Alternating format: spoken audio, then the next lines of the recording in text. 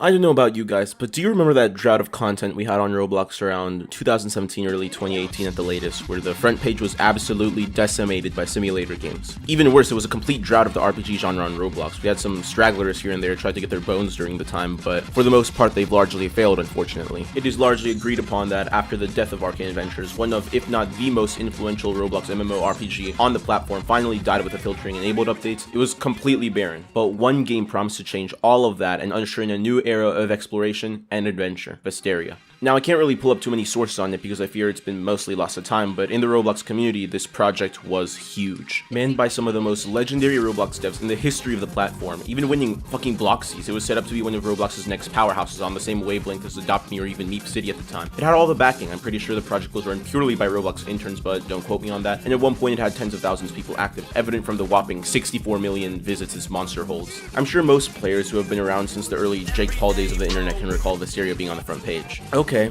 you might be saying, well, if all this is true, why do you name this video like that? Wouldn't it be like the opposite? First of all, you should know why I name anything, thank you very much, to provoke a beautiful and powerful message and also to make clickbait videos for you guys. Secondly, no, the reason being this thing sits at a rough 400 concurrent players now, a far cry from what this titan of an RPG used to be. My theory? Gameplay. Always fucking gameplay, but I'll get into the meat of it in this video, so please sit back, relax, and probably get a drink or something while I walk you through this, because just from writing the script I can tell this is going to be a chunkier video than usual. Anyways, join me as I dive into what I consider perhaps the most overrated RPG on Roblox today, Vesteria by the Vesteria Team. The Vesteria Team, the masterminds behind the entirety of the project itself, manned by none other than the veteran dev Bereza, known for some of his other games like Miner's Haven, Azure Mines, and Build Island. I could probably make separate reviews entirely on each of these games, especially considering I have a chronic sporadic addiction to Azure Mines, but I'll refrain from doing so because I have complete confidence these games have enough clout and recognition to speak for themselves. Aside from prior projects, I must also highlight him from a developer point of view, as Bereza is also infamous in the scripting community for his creation of the Bereza method of data saving, where rather than saving data to just a single normal data store and hoping Roblox servers don't fucking blow up on you and erase it randomly, you save it as well to an additional ordered data store and use it as sort of a backup in the event of a data retrieval failure. I'll admit I have used his methods before in my own projects because it's just that damn effective. I'll leave a link to his dev forum post where he discusses this in his open source module data store too if you're interested in that sort of thing. Anyways, there are so many developers and contributors to this game that I won't list them all here except for the most notable that directly played a hand in this experience, so I apologize for this. To get the complete list, I'll leave the group link in the description as well. The lead animator, Tiniest Man, and the musicians Kevin, TG Audio, and Beastlick Music contributed most of the atmosphere for the game, and it's my safe guess that the skeleton user, being the creative director, was in charge of the game's vision and why it is the way it is aesthetically and in some elements functionally. The reason I highlight them is because most of them have been on the platform for years and in some cases have over a decade of developer experience. These people know how to make games, and I want to clarify that now because more than anything I consider the story of this game's life to be a tragedy of circumstance, not one of incompetence. Anyways, I looked at their Twitter page and Discord server to see if I could gather any possible information about the current status of the game and get a glimpse into their internal affairs. Their Twitter has been active, posting about future content updates, and I won't lie that the dragon looks pretty damn clean, and the reception still seems to be pretty good. It should be noted that there are large gaps between posts, however, most likely from the game slowing down, as according to the community manager on Discord, the bad update, please work on your update names, oh my god, will feature a new area and reworks of old systems that should have been fixed a while ago. Oh yeah, they have a gilded, but I have no fucking idea what it is, and looks like a bootleg Discord owned by Roblox, so I'll assume it's the same thing over there. After making a series of quick questions about the game, I tried to reach out to the manager to see if they'd be willing to respond, only to find out that despite the exorbitant claim that you're free to message them with questions and concerns, their DMs are closed. I even hopped into the general chat room to see if they were active while I was recording. So I verified myself and everything to reply to them and ask for their time, but afterwards they went offline, so I cried and left the server. I don't usually get annoyed at things like this because I understand there are probably like 1,000 players in their messages trying to beg them for free items or something stupid, so they had to shut themselves away. But what irks me is just the fact that they call themselves the bridge between development and community, yet they won't take messages despite claiming so, and also the fact that the active community in this channel consists of like 10 guys with like 200 roles each just talking about random stuff and ignoring pretty much anyone else. I mean, it's a given being a no-role in Discord racism is real, but you know I would have expected better from a Roblox-endorsed community. However, I digress. The takeaway here is that Vesteria is finally closing its doors, and they aim to do so with one final big bang that will hopefully bring in players old and new alike to enjoy the last hurrah. But unfortunately, I am a skeptic, and something tells me from past history that updates don't usually bring back your players in great excess. If the player count itself wasn't already a telling sign of Vesteria's sorry state, please look no further than the rarities for the game's badges, which is absolutely outrageous. The badge, the real real adventure begins, has a 4.4% rarity despite the fact that joining a faction is one of the primary objectives of the game following the Mushtown questline, which could indicate a significant interest drop-off during this early period of the game. Even more shocking is the Treasure Master badge with a 1.3% rarity, which means 98.7% of players didn't even get a chest, which can be found from the very beginning of the game. I think the funniest stat, however, comes from the XX badge, a 0% rarity chance, because pretty much everybody agreed rebirthing and replaying such a shitty and tedious gameplay cycle was not worth it at all. By the way, this is the only way I found out rebirthing was a thing in this game, and for God's sakes, can there be a different fucking purpose for rebirthing besides just making players redo their progress for slight benefits? Anyways, I think I've been tiptoeing around the issue, so I'll just get into the gameplay now. To summarize, too long didn't read, it's just so fucking boring. It's so boring. I usually save it for last, but I think the most pressing issue to tackle here is just combat mechanics and the ability system that just feels off-putting. It's not anything revolutionary, it's reminiscent of hack and slash games like Sword Burst, where you have your basic click to attack and whatnot. Fucking sick of bringing up that game, but yeah, that's what a good chunk condenses to. Except for no fucking reason, there's an insane difficulty curve in the early game. No, it's not holding your hand and coddling. No, let me explain something. The game offers little in the room for a tutorial save for the introduction cutscene, but in reality, all it does is just automatically open your inventory and show you how to equip something and shoving you into a combat scenario where you die to a shroom horde. The game even punishes you for this by making you start in a Mushtown outskirts with low health and mana, despite the fact that it seemed to be an intentional ploy, and even if it wasn't, and it's actually beatable, it's going to be incredibly hard for new players. I had a slot that survived all their updates that I made when the game first came out, and as a testament to how tired I got of the difficult progression at first, it's literally only level 2, so I just decided to start fresh for the video. Something appealing to note here is that for old-time players, you may recall the presence of a stamina system that made it a pain in the ass to traverse the world, but now appears to have been removed entirely, thank God. But the fundamental early game still hasn't budged a bit, and that's not good for player attainment. Many players are thrown into a world where all they know is to attack and find themselves overwhelmed by even the most basic shroom enemies because the game offers no way to evade attacks besides doing the sword burst strat and walking around them. Extremely underpowered and somewhat clueless to the world around you, the nearest NPC sends you on a quest to get cabbages and chicken eggs, where the chickens run from you and can get glitched in the shitty to Roblox terrain, and you're left without a clue on how to harvest things until you realize, oh,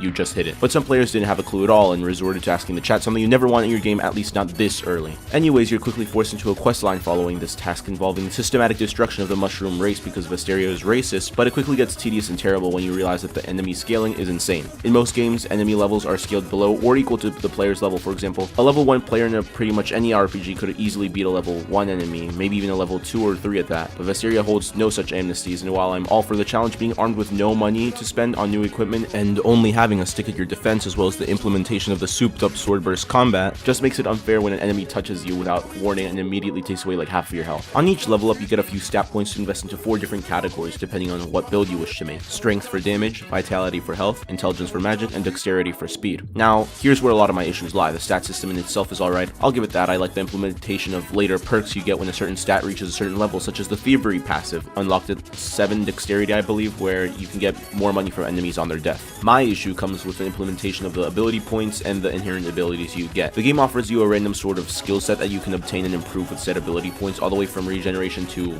rock throwing. The only two I ended up really using were the double slash passive to deal more damage and the regeneration ability, but the game seems to encourage your use of them into all the default skills, only to troll you when you realize factions give you unique ability sets and you could have saved your points for later use. But again, no tutorial for these processes, and what they have to make up for it is a guide on the dev forum. I don't know about you guys, but I think I speak for most players on Roblox that when they hop into a game and see a huge ass wall of text on how to play and get started that's not even on the game itself, they're going to be like, yeah, I'm not going to click and read that shit. Good games can accomplish what Bereza and the devs tried to do through the said wall of text by showing, not telling, in the actual gameplay. And since we're on the subject of skills already, I'll just say that the existing ones are just really redundant. The rock throw sucks ass and I don't think anybody uses it. The homing projectiles are literally better in every way, and the regeneration ability is so broken that it negates any use for the potions the game gives you. Not that I had to use the regen skill much anyways, because the enemy hitboxes for the most part can be invaded by moving in a circle like I said earlier. But what's most insulting of all is the implementation of the mage class in the face of all this. A blatant slap in the face to players who thought they were stuck as wandering swordsmen for the rest of the game, because the early game establishes no basis for a magic oriented class. You start with a melee weapon, the stick, and the most effective way to progress in the early game is by getting the double slash ability to clear out shrooms more easily. And by the way, all the early enemies only give melee attacks, so you have no clue that there is magic in this game. What fucks you over even more in this regard is that the questlines have level requirements, so you won't realize the error of your ways until you prematurely travel to the Great Crossroads and discover the factions for yourself. But if you didn't do so, then it's already too late and you've already spent the last 12 levels making a strength build. But we're not done yet. The final quest in the Mushtown saga involves the complete and utter destruction of a meme, but more importantly, a boss fight that's just not an enemy that follows you and hits you. The boss uses a series of close range and long range attacks, however they're so quick and back to back that it almost seems like the game is punishing melee builds, especially given how tanky the thing is. As a matter of fact, the ones who had the most ease in killing the boss were mage builds who came back just to farm the boss for rare drops drops in the XP to level up, and to nobody's surprise, the level system is ass as well. It starts out somewhat linear and relatively easy to progress, but as if it's on some exponential scale after each successive level up, it becomes a pain to progress after the first few levels or so. Makes the cheesable enemies go from comically simple to tedious to shockingly difficult when faced with a boss enemy. Talk about NPC whiplash. Also, to briefly touch on the summary drop system they have when a large raid type enemy is defeated, for some reason it's bugged or it doesn't work as intended, and the drops I was supposed to get from the final Mushtown boss I didn't get at all. I could go on and on about minor inconveniences, such as the only place you can find your level on screen being from the player list, the changelog in the game having no scroll wheel so you can't even look at all the updates, catapults that are supposed to launch you to places not working, but these aren't really telltale signs I can blame for why the game fell off. But out of these problems, I think one of the most significant besides the meat of the gameplay itself made itself known through the world. The reason I feel as though the building in this game is just so lacking, and too many may even feel uninspired, is due to the mishmash with Roblox terrain. Yeah, no surprise there, I'm a terrain hater too. I'm fine with it being used sparingly, but when it's used and incorporated into every aspect in every realm, besides falling into uncanny valley liminal levels of off-putting, the way that the terrain seems to mesh together just makes you get lost in the game itself. Like, I couldn't even find a lot of specific areas without doing one-overs, or in some cases having to traverse the same area multiple times. Maybe I have like latent schizophrenia or something, but like I've never had any issue like this in any other open world RPG I've played on the platform. But then again, those didn't use terrain, or if they did, they used it sparingly. See, Vesteria came out at a time when the use of terrain was still scarce in most popular games, so my own little theory on this is that this was an intentional move by the devs to kind of endorse the use of such and other content. I'm sorry, but it's not even done very well. There are attempts to steal away areas you're not even supposed to see, but there's still so many open spaces just to see behind all the buildings and see just how shoddy the terrain can be, and simultaneously ruin your immersion by falling out of the world. The blend between low poly and the terrain just doesn't really mix well, I'm sorry. It's similar issue to Fantastic Frontier, and something that I also attribute to this game. Could have been unappealing to players, maybe because there's a stigma in terrain usage making the game feel sloppy or lazy, especially when you notice the weird things it does when mixed with other gameplay elements. Imagine how different it'd look and feel if they made this game entirely out of parts and mesh terrain, a completely different feel that I think might have been more appealing to a broader audience. Not only that, but I believe the substance of these builds probably killed the audience's RPG boners through the illusion of an open world. What do I mean by this? Well, if it's not obvious enough through the very limited areas where you can fall out of the world with ease in tandem with a level of restricted towns and quests, yeah, this game is a closed-circuit linear RPG. I suspect that the reason the players came to just abandon the project entirely was because of this fact alone, as it was marketed from the start as an open world adventure. But it's not. An open world adventure, at least to me, can be likened to something such as Breath of the Wild or Dark Souls, both games I don't really have much experience in, so I might be talking on my ass here, but what distinguishes them from linear gameplay isn't large expansive worlds or interaction with things in the environment, but rather from the preference of softcore level restriction versus hardcore level restriction. Essentially, what this can be condensed down to is whether a game stops you from going somewhere because you're too weak, or letting you go there and figure out that you should probably stay in the Super Weenie Hut Juniors area of the world because you instantly got pwned by an enemy. Vesteria mishmashes the two, but the smaller size of the areas combined with some specific uses of the hardcore restrictions, such as in Nilgarth, definitely stops it from being a true open world experience. Big areas doesn't always mean a big adventure depths, it just means your players are going to need to do a lot more fucking walking. I pretty much quit after I got to the Warrior Stronghold because it took so fucking long to do the walking to get up there, and along the way I was getting attacked by enemies who were only 3 levels above me at minimum and could 2-shot me, so yeah, there's the enjoyment to be had post Mushtown. I don't think the game is shit. I mean, it was able to keep me playing for like 2 hours straight well into midnight, so it must have done some things right. Besides the terrain, the aesthetic is really nice, it's unique and it complements the traditional Roblox avatar, and the running function made things a hell of a lot easier for getting around. It was fun to discover the unique drops I could find, and picking up items was oddly satisfying for some reason. But like the other thousands of players who have since abandoned the game, it feels like it fell short of what we wanted. So all of that means Vesteria is overrated? I think you're over-exaggerating, expecting too much from the devs, and you're just jealous of their success. Yeah, you got me. I've been building up all my beta male spite over the last few years, and I decided to take it out on Bereza and the interns, still holding on to that cuck mentality. But in all seriousness, there isn't a lot to be expected from the devs. They're capable as I've proven before, and the formula for replayability isn't really as hard as recreating Elden Ring or some shit like that. A few changes here and there, and Vesteria would definitely see some growth. But above all, the reason behind this falloff can largely be attributed to the community.